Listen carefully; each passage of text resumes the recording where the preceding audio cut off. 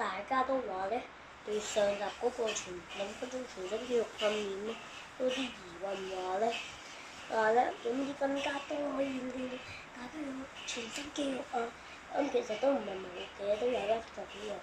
其實咧就攞住一啲，例如運動墊、一啲卷狀嘅嘢啦，一個樹木都得嘅。咁咧，總之攞住佢原地咁樣跳，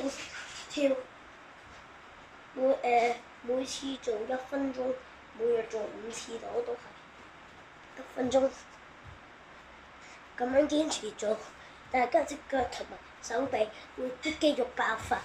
如果咁早嘅話咧，每日咧，如果係時間上嘅安排，每日可以大約做2-3組，即係做10次到啦。